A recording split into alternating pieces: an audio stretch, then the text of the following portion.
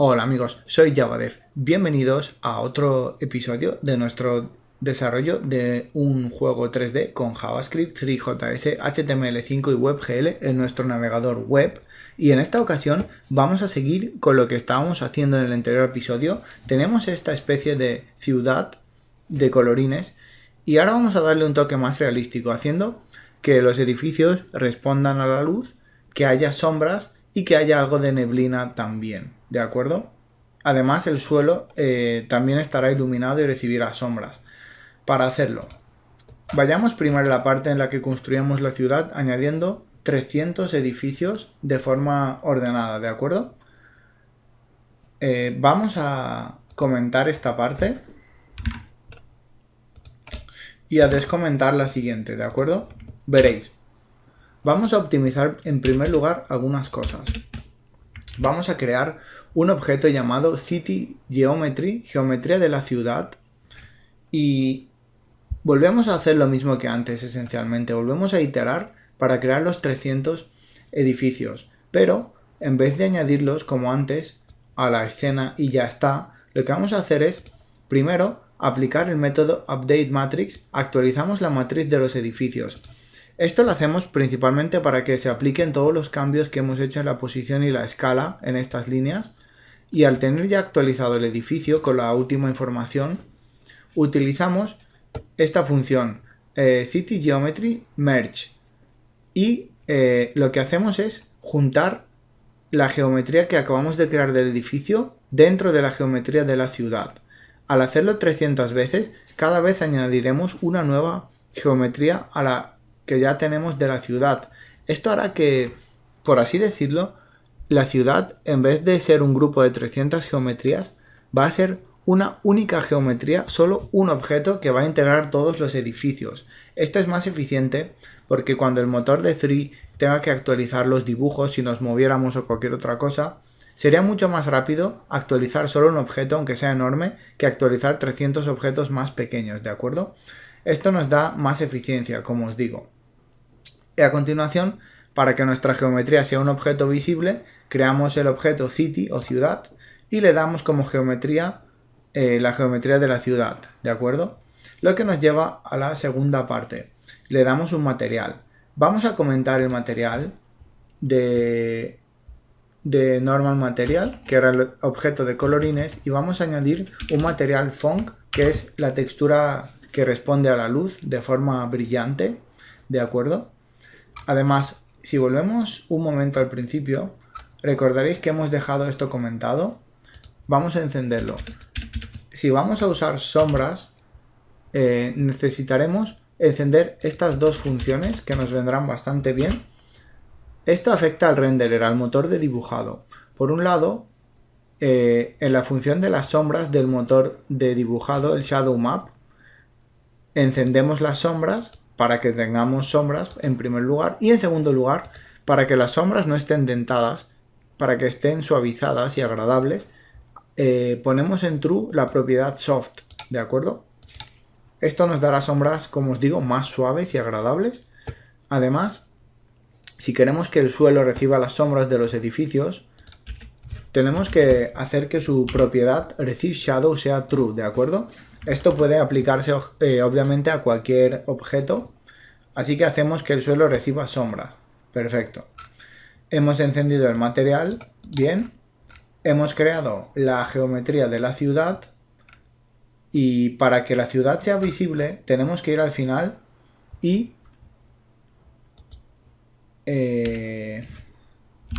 hacer que se añada a la escena, si no, no la vamos a ver. Vamos a actualizar, no creo que veamos mucho. Bien, como veis ahí tenemos el resultado. Tenemos el suelo y la ciudad creados, como podéis ver por la silueta, pero no podemos ver nada. Recordad, ahora mismo, tanto el suelo como los edificios están hechos del material Fong, que responde a la luz. Al no haber luz, el material es negro, no tiene ninguna reacción. Por eso tenemos que aplicar lo que nos falta, ¿de acuerdo? Lo que nos lleva a esta parte del código. Bien, voy a descomentarla y tal vez la entendáis mejor. En primer lugar, al igual que hemos hecho con el suelo, vamos a encender dos propiedades de sombras de City. La primera es Cast Shadow o proyectar sombra. Esto hará que los edificios proyecten sombra sobre otros objetos y además haremos que la ciudad también pueda recibir sombras, de forma que cualquier sombra que se proyecte sobre ella pueda ser visible de la misma dirección. Ahora, para que pueda haber sombras, tiene que haber luz y vamos a crear una luz. Creamos la variable light o el objeto light a partir de tree luz direccional, ¿de acuerdo? Y aquí tenéis dos propiedades.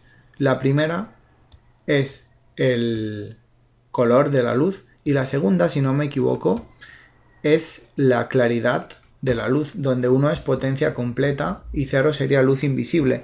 Pero si tenemos dudas, lo más fácil sería buscar en la documentación. Para que veáis a lo que me refiero, vamos a ir a Google, simplemente escribimos 3JS Directional Light, como veis ya me sale. Entramos en la documentación y veis que aquí se explican exactamente los parámetros. Como veis ahí lo tenemos, el color y la intensidad, ¿de acuerdo? Bien, como veis es fácil consultar la documentación, así que os animo a que lo hagáis si tenéis dudas o problemas. Con lo cual, como os decía, tenemos el color y la intensidad de la luz direccional, ¿de acuerdo? Para que os hagáis una idea, la luz direccional sería como una especie de luz tenue que proviene de una dirección, como podría ser, por ejemplo, la luz del sol. En cambio hay otras luces que son como, por ejemplo, la que proyectaría un foco o una linterna. Es una luz mucho más definida con un área cerrada. Porque digamos que cuando vosotros veis la luz del sol sobre vuestra ciudad, esto no tiene un área, no podéis ver dónde empieza y acaba la luz. Con lo cual la luz digamos que ilumina el ambiente entero. En cambio, si usáis una linterna, sí que se ve como una especie de círculo o haz de luz. Por lo tanto, hay luces diferentes y en este caso usamos la direccional, que es la más adecuada para una ciudad al aire libre. Así que bien, primero tenemos que hacer que la luz pueda proyectar sombras, de lo contrario no funcionará el truco. Y ahora simplemente le damos una serie de tamaños. Hacemos que la luz tenga un ancho y un alto de 2048 unidades, lo cual debería ser suficiente para que abarque toda nuestra ciudad. Colocamos su posición en este punto, no tiene nada de especial, es abstracto, simplemente jugando con las coordenadas colocamos la luz de forma que pueda iluminar la ciudad. Si estuviera muy lejos o muy cerca de la ciudad, no veríamos el resultado. A continuación, aplicamos la distancia, por así decirlo, o la posición de la luz exactamente, su alcance, por así decirlo. Es difícil de explicar, pero enseguida lo entenderéis. Digamos que esto, si imagináis la luz como una especie de rayo, entonces esto definiría, por así decirlo, su parte de alcance. Así que la luz llegaría a 2500 unidades, que es la lejanía. Hacia la izquierda cubriría 1000 unidades, a la derecha cubriría 1000 unidades, hacia arriba 1000 y hacia abajo 1000. Y por último, fijamos que la oscuridad de la sombra es de 0,2. Cuanto más oscuro, obviamente menos veremos. Y por último, añadimos la luz a la escena, porque si no, no participará y no podremos verla con la ciudad. Esto nos daría, como os digo, algo de luz direccional y luego añadimos otra luz más, que es la luz ambiental. Por lo tanto, la luz direccional proviene de una dirección iluminando una gran zona, por así decirlo, y luego tenemos la luz ambiental, que es más o menos lo que os he explicado antes del sol. Es una luz que ilumina en general, pero no de forma concreta nada. Si queréis ver la diferencia es difícil de explicar, pero podéis comentar, por ejemplo, esta parte de la luz direccional y la parte de la luz ambiental para ver las diferencias. Y por último, añadimos fog, que es niebla, ¿de acuerdo? El objeto se llama fog exp2 y es niebla exponencial. Significa que cuanto más lejos está un objeto, menos lo veremos, más densa será la niebla. Con lo cual, fijamos el color de la niebla y su densidad.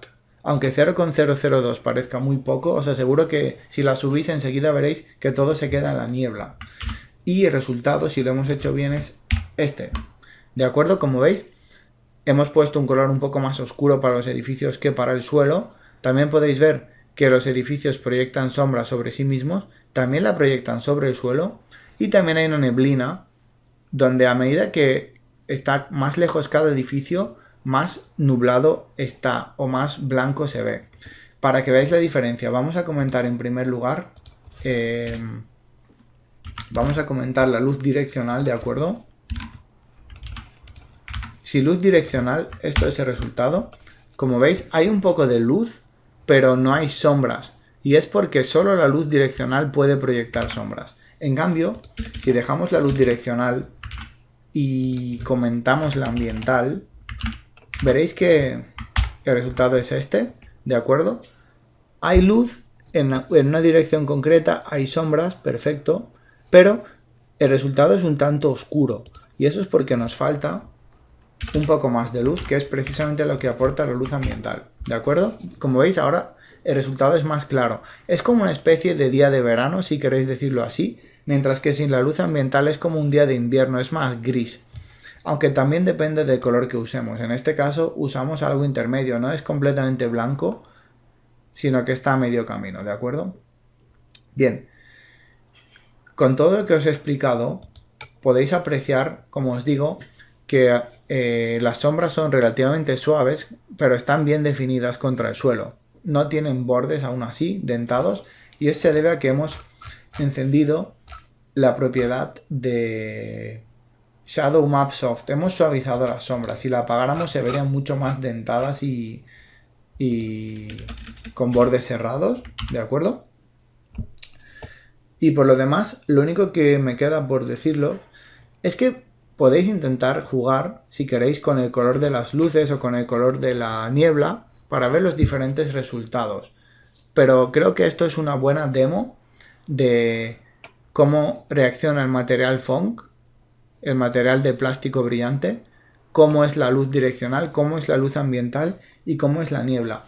Esto os da una buena idea de cómo crear una escena y, por supuesto, esto sería mucho más bonito si tuviéramos texturas, si en vez de rectángulos grises tuviéramos algo mejor que enseñar, como por ejemplo, no sé, un coche o un avión o lo que sea. Pero no os preocupéis, todo llegará. Por ahora lo importante es que más o menos hayáis entendido lo que hemos hecho en este episodio con las luces y las sombras. Es un proceso bastante lineal, no tiene mucha complicación y básicamente lo único que tenéis que hacer es recordar aplicar a todos vuestros objetos la propiedad de recibir y de proyectar sombra, aparte de añadir la luz que lo haga posible. En cualquier caso, gracias por ver el vídeo, suscribiros si no lo habéis hecho ya, para estar informados de los próximos episodios y nos vemos en el próximo vídeo, por supuesto. Hasta luego, amigos.